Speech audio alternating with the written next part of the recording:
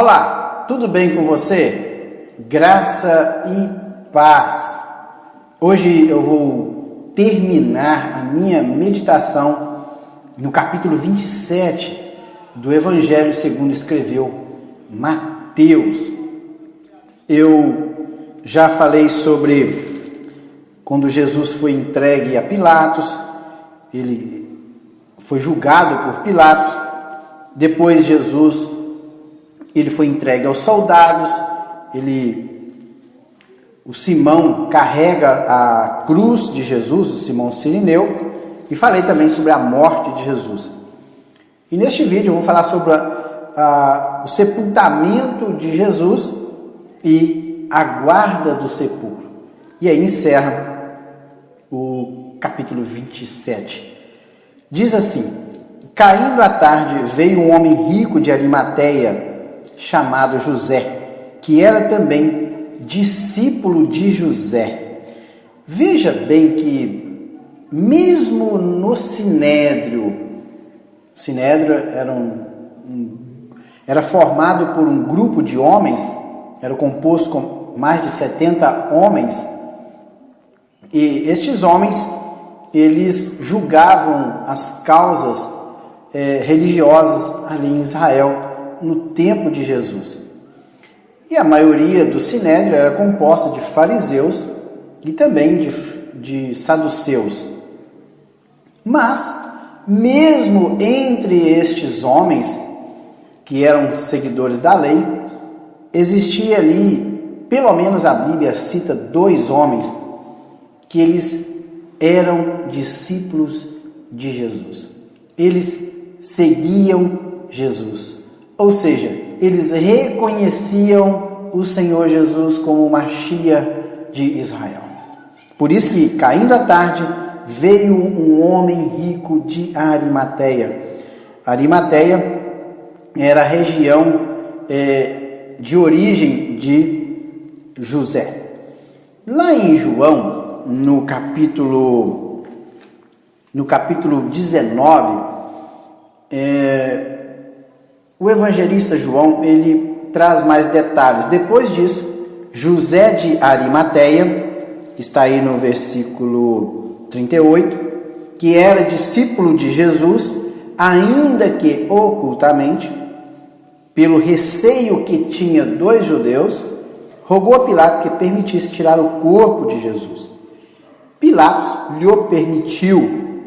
Então, foi José de Arimateia e retirou o corpo de Jesus.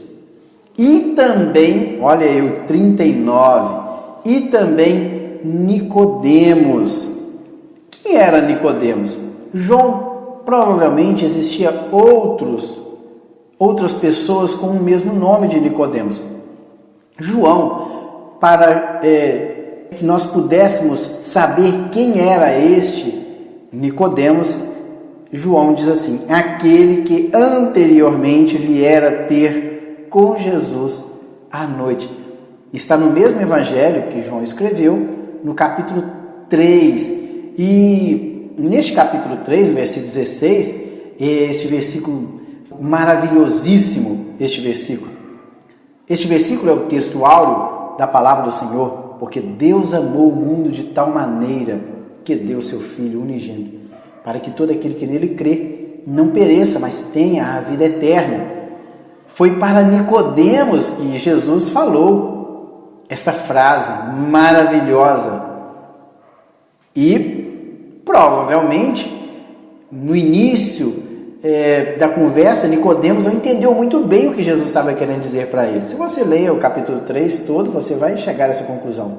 Mas, provavelmente, após Jesus falar tudo aquilo com Nicodemos, ele entendeu que Jesus era o Machia, o Messias prometido a Israel, e o aceitou. Pode ver que e também Nicodemos, aquele que anteriormente viera ter com Jesus à noite, foi levando cerca de 100 libras, ou seja, 30 quilos. 100 libras é 30 quilos. De quê? 30 quilos de quê? De um composto de mirra e aloés, ou seja, substâncias aromáticas E tomaram, pois, o corpo de Jesus e o envolveram em lençóis com os aromas, como é de uso entre os judeus na preparação para o sepulcro. Veja bem que esses dois homens, de antemão, eles prepararam tudo isso. Provavelmente eles prepararam isso porque eles sabiam que iam precisar disso nesse dia fatídico que foi quando Jesus morreu por nós no Calvário. Eles prepararam tudo de antemão e levaram o corpo do Mestre para ser sepultado. Veja bem que homens que compunham o Sinédrio, homens que pertenciam à religião judaica, mas que entenderam que Jesus ele era o Messias, o Mashiach prometido, e passaram a segui-lo. Veja bem que eles não saíram do Sinédrio, eles continuaram, mas ocultamente. Por quê? Com medo de sofrer perseguição por parte dos demais companheiros que compunham o Sinédrio. Então ele foi, pediu o corpo, envolveu o corpo de Jesus com tudo isso. Pode ver que, voltando agora em Mateus, no 59, diz: e José, tomando o corpo, envolveu num pano limpo de linho e o depositou no seu túmulo novo, que fizera abrir na rocha, e rolando uma grande pedra para a entrada do sepulcro, se retirou. Aqui o Mateus ele não cita Nicodemos, ele cita somente José de Arimateia. Mas veja bem que o José de Arimateia era um homem rico e ele tinha pedido que fosse feito um sepulcro para ele, e ele usou o seu sepulcro para colocar o corpo do Mestre. Veja bem que, além destes dois homens que estavam fazendo tudo isso, tinham outras pessoas que observavam o que estes dois homens estavam fazendo. E diz aqui no 61, achavam-se ali sentados à frente da sepultura Maria Madalena e a outra Maria. Esta outra Maria aqui é a mãe de Tiago e de José. Então veja bem que a Maria Madalena e a outra Maria, elas estavam ali acompanhando o que aqueles dois homens estavam fazendo com o corpo do Mestre.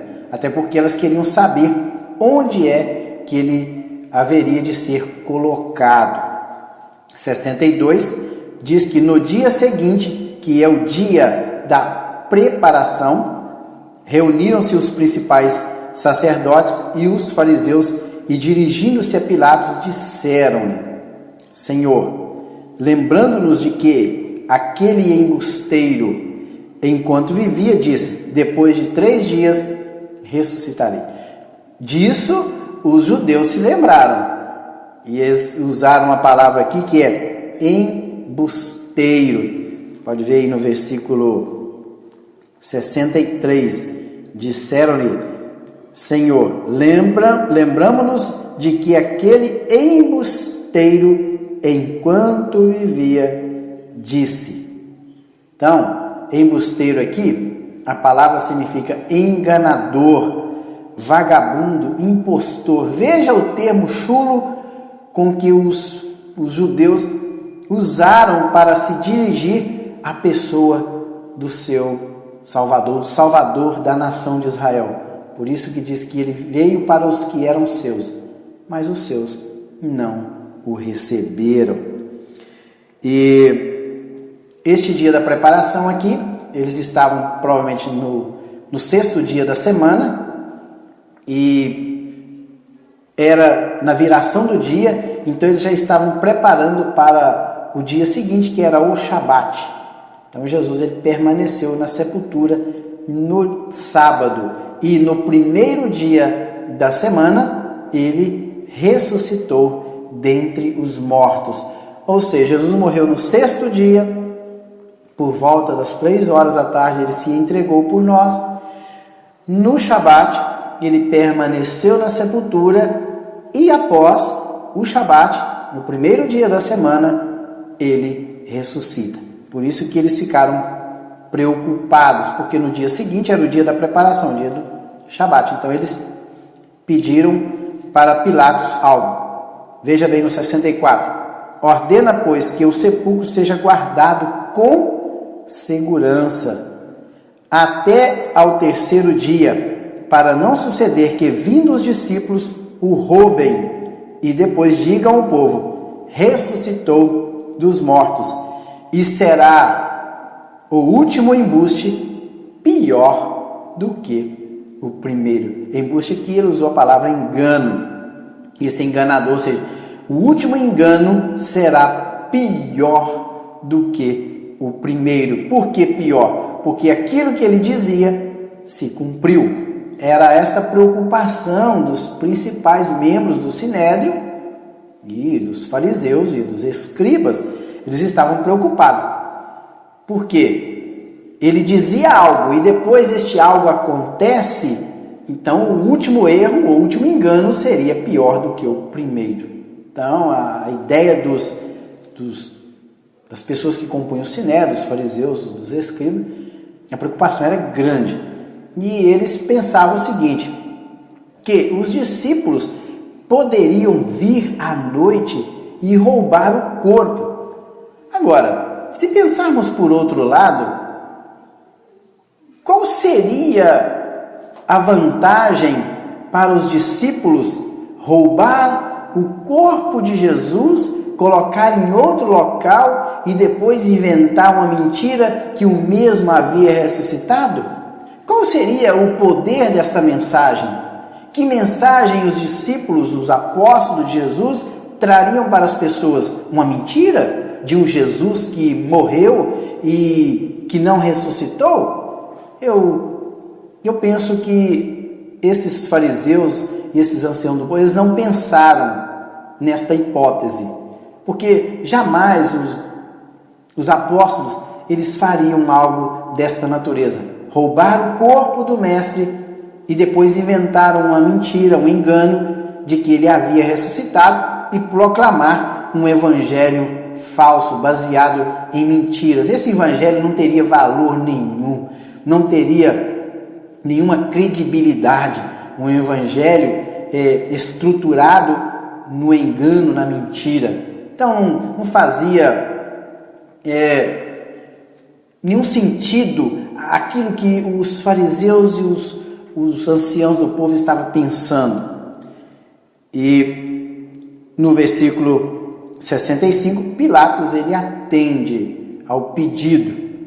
Disse-lhes Pilatos: aí tendes uma escolta, ide e guardai o sepulcro, como bem vos parecer. Indo eles, montaram guarda ao sepulcro, selando a pedra e deixando ali a escolta. Ou seja,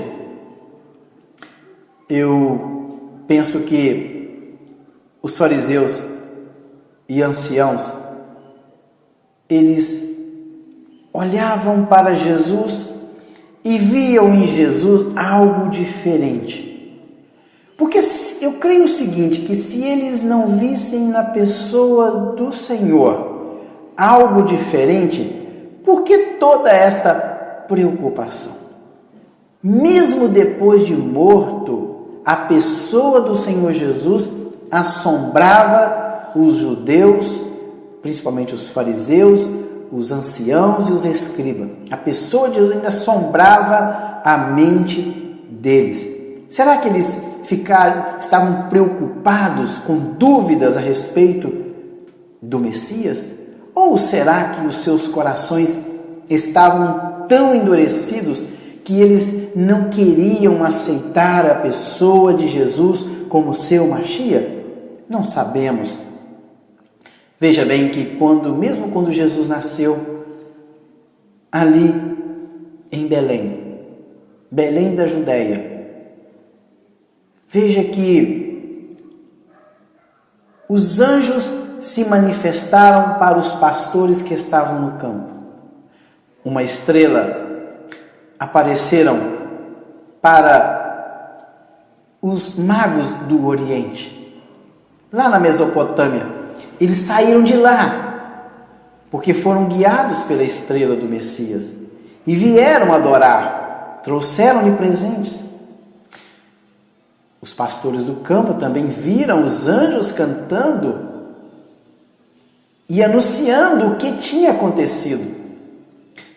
Mas por outro lado, aqueles que estudavam a Torá, os escribas, os fariseus, os saduceus, todos eles estudavam a palavra, mas para eles nada foi revelado. Eu creio que os seus corações estavam endurecidos. E quando um coração se encontra endurecido, não adianta ter milagres, revelações, prodígios, sinais, maravilhas, porque os seus corações estão duros.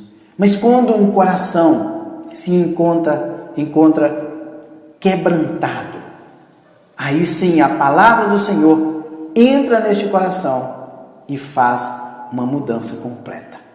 Como fez no coração daqueles que deram ouvido à voz do Senhor Jesus. Pode ver que até mesmo entre o Sinédrio existiam pessoas que deram ouvidos à voz do Senhor. Como o caso aqui que eu já li de José de Arimateia e também de Nicodemos. Eles creram no Messias. E também existiam até pessoas que admiravam Jesus, como Gamaliel. Eu creio que uma palavra sábia no Atos, quando eles estavam questionando a respeito dos apóstolos, Gamaliel, ele entra e dá uma palavra e dissolve a confusão que estava ali. Por quê? Com certeza, Gamaliel ele era um admirador da doutrina trazida por Cristo, mas ele era simplesmente um admirador. Mas, por outro lado, temos aí Nicodemos e José de Arimateia, e aqui o caso de José de Arimateia diz que ele era discípulo do Mestre amado. Que Deus em Cristo o abençoe. Até o próximo vídeo, onde eu estarei meditando no capítulo 28 e encerrando assim a minha meditação neste Evangelho. Fiquem com Deus e até lá!